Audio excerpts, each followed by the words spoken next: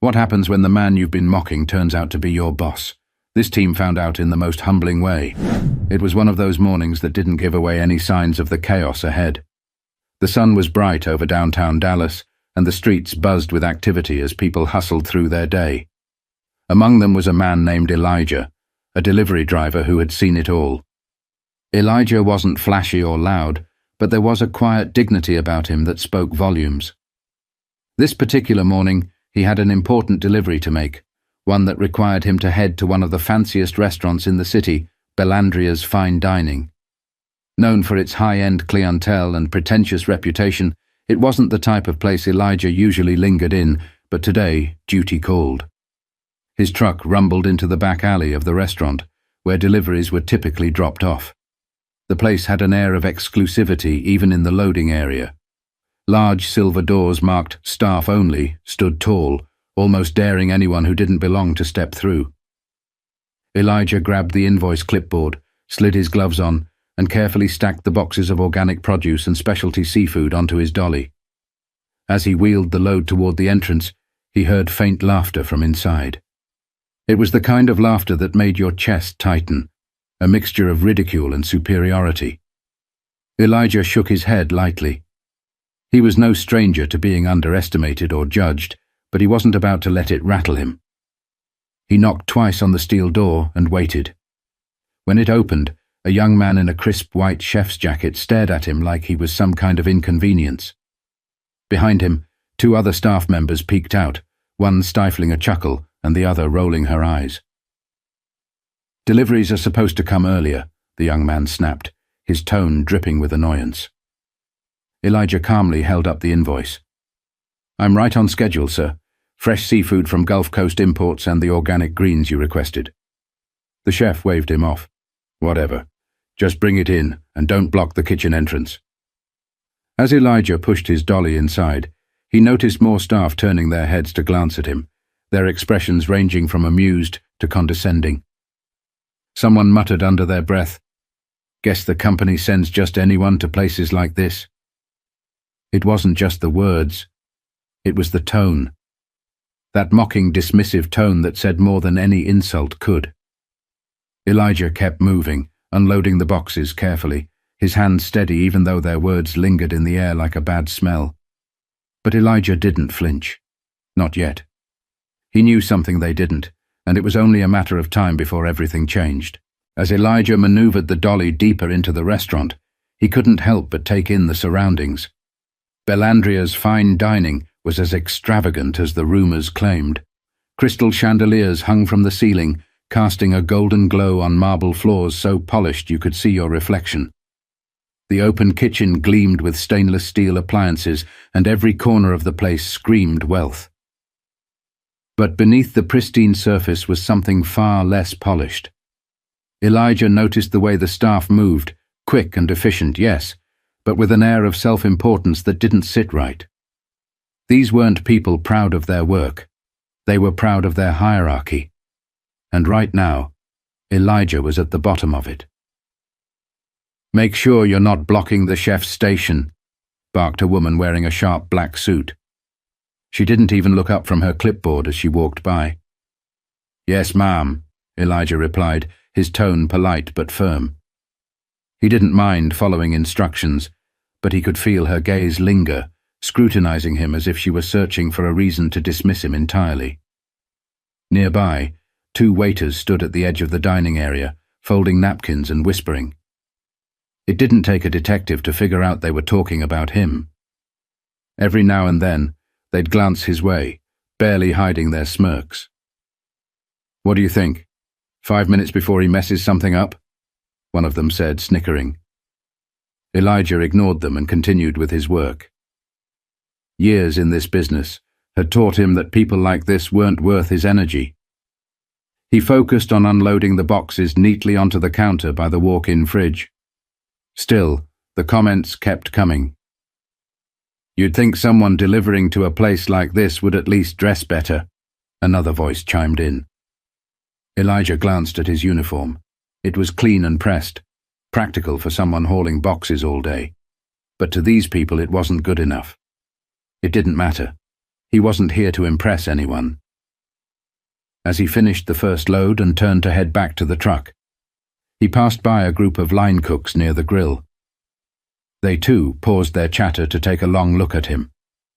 One of them, a tall man with a smirk that practically screamed trouble, leaned over and whispered loudly enough for Elijah to hear. "Bet he couldn't even afford to eat here, let alone step through the front door." The others laughed, and Elijah felt his jaw tighten slightly. He had plenty of practice letting things slide, but this was starting to push the limits. Still, he kept his composure and made his way back outside for the next load, but the worst was yet to come. Inside, the mocking laughter grew louder, and Elijah could feel their eyes on him, like he was some sort of spectacle. Elijah returned to his truck, loading the second set of boxes onto his dolly. The morning heat was creeping in, and the sweat on his brow mixed with the dust from the alley. But as he pushed the dolly back toward the kitchen doors, he could still hear the faint laughter echoing from inside. They hadn't even tried to lower their voices. When he re-entered the kitchen, the head chef, a sharp-featured man named Damien, stood by the counter, inspecting the ingredients Elijah had already delivered. He turned his nose up slightly as he picked up a crate of seafood. "Is this the best they could send?" Damien muttered, just loud enough for Elijah to hear. Elijah paused for a moment. "If there's an issue with the quality, I can call the supplier and—" Damien cut him off with a dismissive wave. No, just drop it off and leave. We've got more important things to focus on." As Elijah began unloading the second batch of boxes, he couldn't help but notice the way Damien carried himself. The chef spoke loudly, directing his staff with an exaggerated authority, as if he needed everyone in the room to know he was in charge. "I swear," Damien said, turning to one of the servers, "the standards are dropping everywhere. Look at this guy. Do they not teach professionalism to delivery drivers anymore?" The server, a young woman with a forced smile, glanced at Elijah but didn't say anything. Instead, she nodded at Damien and busied herself setting up the nearby dining area. Elijah kept his head down and finished unloading. He wasn't about to let their words get to him, but he couldn't ignore the growing irritation. It wasn't just the comments, it was the blatant lack of respect. The assumption that he was less than simply because of his job. As he moved to stack the empty crates, one of the kitchen staff called out to him, "Hey, delivery guy, you missed a box." Elijah turned, confused, because he was certain he hadn't. The staff member pointed to a crate sitting near the door, smirking as he did. Elijah walked over and bent down to pick it up, only to realize it was empty. Another round of laughter rippled through the kitchen. "Just messing with you, man," the guy said, slapping his knee. "Relax a little." Elijah didn't respond. Instead, he placed the empty crate back down and finished his work without another word. Inside, his patience was wearing thin, but he reminded himself of why he was here. He had a job to do, and a point to make, even if they didn't know it yet. When the delivery was finally complete, Elijah handed the signed invoice to Damien. The chef didn't even look at him as he scrawled his signature across the paper. "You can go now," Damien said curtly, not bothering with a thank you. Elijah paused for a moment, his eyes steady. "Have a good day," he said evenly, before turning and heading back to his truck. But just as he reached the door, one of the waiters muttered under his breath, "Yeah, go back to wherever you came from." That was it. Elijah stopped in his tracks, his hand resting on the door handle. For a brief moment, the room fell silent. All eyes were on him. Elijah turned slowly, his gaze meeting the waiter's. There was no anger in his expression, just a calm confidence that immediately silenced the smirks and whispers. "I came here," Elijah said, his voice steady, "to deliver something you clearly need more of. Respect." The room stayed quiet as Elijah walked out. But the real surprise was still waiting, and it was only a matter of time before they realized who he really was. Elijah leaned against the side of his truck, taking a moment to catch his breath. The delivery was done, but the weight of the morning lingered. He'd been in similar situations countless times, but something about today felt different. Maybe it was the way they all seemed so comfortable in their assumptions, so blind to the possibility that he was more than what they saw. He glanced at the restaurant's grand facade, the name Bellandria's etched in elegant gold letters above the entrance. It was surreal, really. Just a few weeks ago, he had signed the final papers that made him the owner of this place, a bold step in his growing empire of fine dining establishments. But Elijah's journey to this moment wasn't one of privilege or shortcuts. It was built on years of sweat, sacrifice, and a relentless drive to prove himself. He grew up in a small town in Louisiana, where opportunities were scarce, and expectations for someone like him were even scarcer. His parents worked tirelessly, instilling in him the value of hard work and integrity. Elijah had started as a dishwasher in a local diner when he was just 16. Back then he'd watched the cooks and servers with fascination, dreaming of the day he could create something bigger, something extraordinary. Over the years he climbed the ladder, moving from kitchen staff to manager, and eventually he saved enough to open his first restaurant. It wasn't flashy, but it was his. And from there, his vision only grew. When the opportunity to buy Bellandria's came up, Elijah didn't hesitate. He knew it was a risk, but he also knew what this place could become under his leadership. The restaurant had a reputation for exclusivity, but Elijah saw potential beyond the surface. He wanted to turn it into something more, an establishment where everyone felt valued, from the guests to the staff to the people making deliveries. But the transition wasn't going to be easy. Elijah had chosen not to announce his ownership immediately, opting instead to observe the culture firsthand. He wanted to see how the staff operated when they thought no one was watching. What he saw this morning only confirmed what he suspected. Change was long overdue. Elijah climbed back into his truck and made a few notes on his tablet, preparing for the meeting he had scheduled with the staff later that afternoon. He'd kept the announcement of his arrival vague, telling the manager to gather everyone in the dining room at 3 p.m. He thought about the chef, Damien, and the way he carried himself, how quick he was to judge and dismiss. He thought about the waiters, the kitchen staff, and the manager, who barely acknowledged him. Elijah didn't feel anger toward them. He felt something deeper, a sense of disappointment in how easily people fell into patterns of prejudice and disrespect. By the time he drove away from the restaurant, Elijah had made up his mind. The meeting wouldn't just be about introductions, it would be about setting the tone for what Bellandria's would stand for moving forward. Respect, humility, and equality weren't just buzzwords to him. They were the foundation of everything he believed in. And in a few short hours, they were about to find out exactly who Elijah was and why he was there. The clock struck 3 p.m., and the staff began to gather in the main dining room of Bellandria's fine dining. Some looked curious, others annoyed. Damien leaned against a table, arms crossed, his expression a mixture of irritation and boredom. "What's this about?" he muttered to one of the servers. "We're slammed tonight, and now we have to sit through a meeting?" The restaurant manager, a middle-aged man named Greg, stood near the entrance, looking unusually nervous. He had been told to assemble everyone, but even he didn't know exactly why.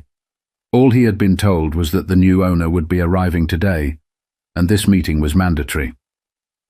As the staff settled in, the doors to the dining room opened, and in walked Elijah, still dressed in the same uniform he'd worn that morning. For a moment, the room was silent, the staff exchanging confused glances. Damien let out a short laugh, shaking his head. "You've got to be kidding me," he muttered under his breath. Elijah walked to the center of the room, his calm demeanor unchanged. He could feel the tension, the unspoken questions hanging in the air. But he didn't rush to explain. Instead, he let the silence linger for a few moments, meeting their gazes one by one. Finally, Greg cleared his throat, breaking the awkward quiet. Elijah, what are you doing here? This meeting is for staff only." Elijah smiled faintly, his voice steady but firm. "I know, Greg. That's why I'm here." Damien rolled his eyes. Look, if this is about the delivery earlier, can we just move on?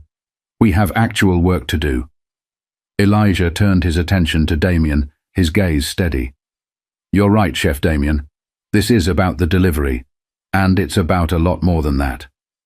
Damien raised an eyebrow, but before he could respond, Elijah continued. Let me introduce myself properly. My name is Elijah Reynolds, and as of 3 weeks ago, I'm the new owner of Belandria's Fine Dining. The room fell silent again, but this time the air was thick with shock. Damien's smirk vanished, replaced by wide-eyed disbelief. The servers exchanged stunned looks, and Greg's face turned pale. You? Damien finally managed to say, his voice almost a whisper. You're the owner? That's right, Elijah said, his tone even. And before you say anything else, I want you to understand something. This isn't about me flaunting my title or putting anyone in their place. This is about respect. He paused, letting his words sink in.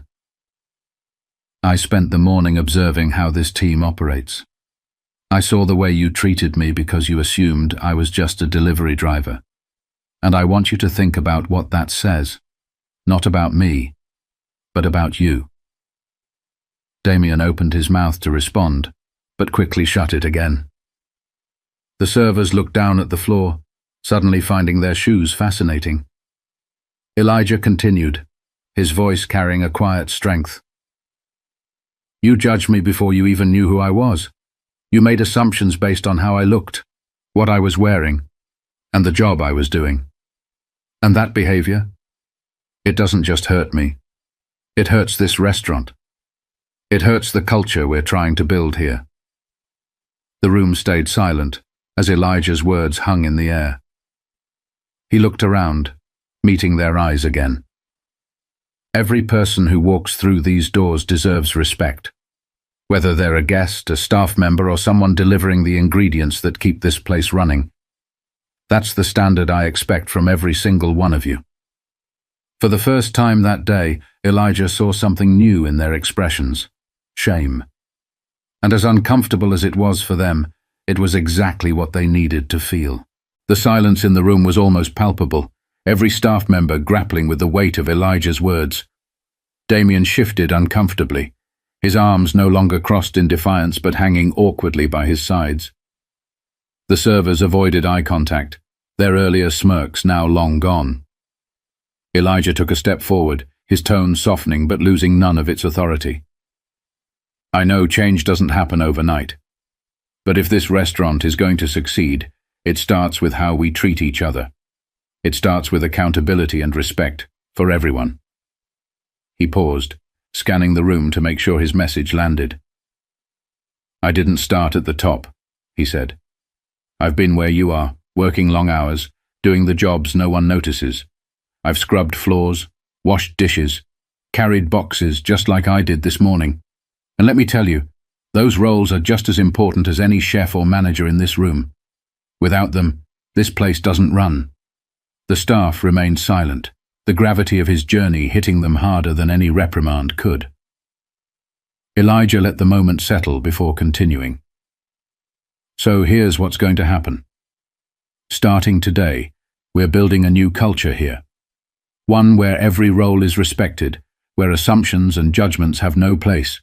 And if anyone thinks they can't be part of that, this isn't the right team for you. His words were met with quiet nods, some staff members murmuring apologies under their breath. Damien finally spoke up, his voice hesitant. I didn't mean to be disrespectful. Elijah held up a hand to stop him. Actions speak louder than words, chef. If you're willing to do better, then prove it. Show me and the rest of the team that you're here to grow. That goes for everyone. He stepped back, his calm demeanor returning. We all have biases. We all make mistakes. But what matters is how we move forward. And I believe this team can be better. With that, Elijah turned to leave the room, but not before offering one final statement. Remember, respect costs nothing, but its absence can cost you everything. The staff sat in silence long after Elijah walked out, the weight of his message pressing down on them. And for the first time in years, Bellandria's fine dining felt like it might finally live up to its name. This story isn't just about a restaurant. It's about all of us. How often do we make assumptions about someone without knowing their story? How often do we let pride or prejudice cloud our judgment? Let's do better, whether it's in our workplaces, our communities, or even in our daily interactions. Respect and kindness don't just change lives, they build bridges.